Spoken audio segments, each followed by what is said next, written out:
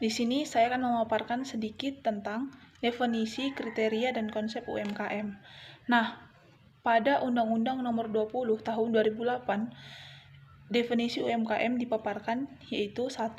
Usaha mikro adalah usaha produktif milik perorang atau badan usaha perorang yang memenuhi kriteria usaha mikro. 2. Usaha kecil adalah usaha ekonomi produktif yang berdiri sendiri, dilakukan oleh perorang atau badan usaha yang bukan merupakan anak perusahaan atau bukan cabang perusahaan yang dimiliki, dikuasai, atau menjadi bagian langsung maupun tidak langsung dari usaha menengah atau usaha besar. Nah, yang ketiga, usaha menengah adalah usaha ekonomi produktif yang berdiri sendiri, dilakukan oleh perorang atau badan usaha yang bukan merupakan anak perusahaan atau cabang perusahaan yang dimiliki, dikuasai, atau menjadi bagian baik langsung maupun tidak langsung dari usaha kecil atau usaha besar dengan jumlah kekayaan bersih atau hasil penjualan tahunan sebagaimana diatur dalam undang-undang. Nah, di sini juga ada kriteria UMKM, yaitu kriteria UMKM berdasarkan aset dan omset. Nah, yang pertama, usaha kecil, asetnya yaitu maksimal 50 juta dan omsetnya maksimal 300 juta.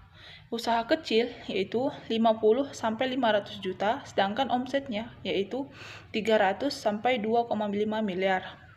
Usaha menengah, asetnya yaitu 500 juta sampai 1 miliar, sedangkan omsetnya yaitu 2,5 miliar sampai 50 miliar.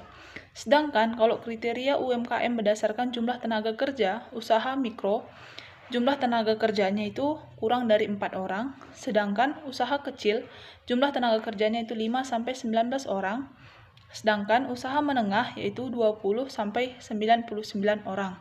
Nah, dari dimensi lain, Musa Hubis 2009 mengelompokkan dua pemahaman mengenai UMKM yang dijelaskan, yaitu pertama, ukuran dari suatu usaha atau jenis kewirausahaan, tahap pengendalian usaha, dan teknologi. Nah, di sini definisi UMKM oleh lembaga dunia, pengelompokan UMKM World Bank, yaitu yang pertama, medium enterprise, di mana jumlah karyawan maksimal 300 orang, pendapatannya per tahun yaitu 15 juta US dollar, dan jumlah asetnya 15 juta US dollar.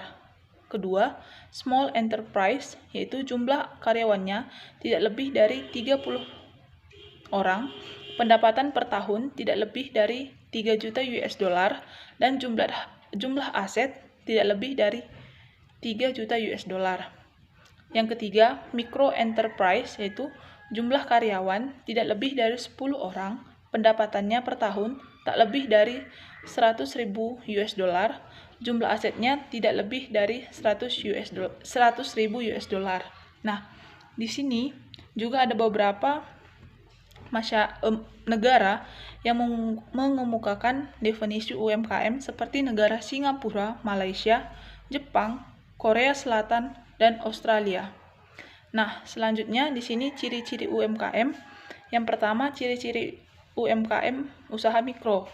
Pertama, belum melakukan manajemen atau pencatatan keuangan sekalipun yang sederhana atau masih sangat sedikit yang mampu membuat neraca usahanya.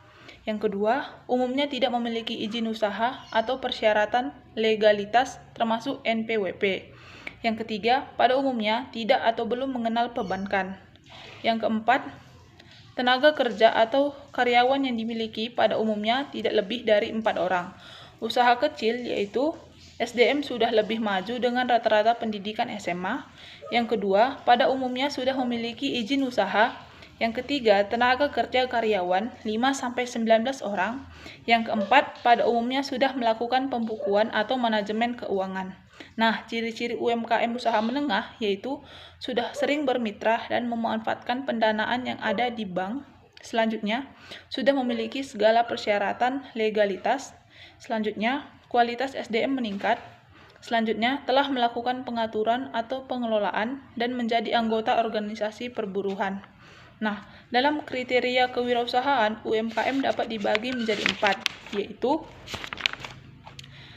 livelihood activist, di mana di sini UMKM yang termasuk ke dalam kategori ini pada umumnya bertujuan mencari kesempatan kerja untuk mencari nafkah.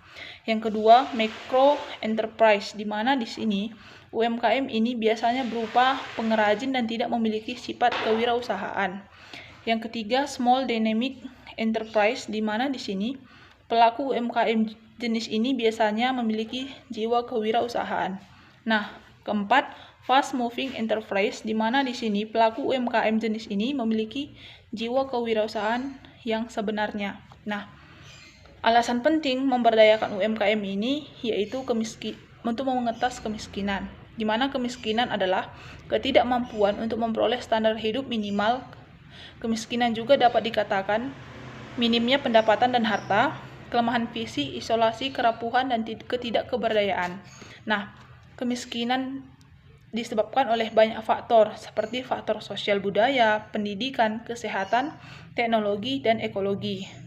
Kemiskinan memiliki dua jenis, yaitu kemiskinan struktural dan kultural. Nah, di mana kemiskinan struktural ini adalah kemiskinan yang diakibatkan oleh kebijakan dan struktur ekonomi yang tidak memungkinkan masyarakat luas mengakses berbagai sumber ekonomi. Yang kedua, kemiskinan kultural mengacu pada sikap orang atau masyarakat akibat gaya dan kebiasaan hidup serta budaya. Nah, pengetasan kemiskinan atau pengendalian kemiskinan dapat dilakukan dengan menguatkan UMKM. Penguatan UMKM dapat dilakukan melalui pemberdayaan usaha mikro karena umumnya dilakukan oleh masyarakat kecil. Nah, dalam memberdayakan UMKM ini terdapat berbagai masalah. Yang pertama, manajemen, yang kedua, produksi dan pemasaran, yang ketiga, keuangan, dan yang keempat, hukum. Sekian presentasi dari saya. Terima kasih.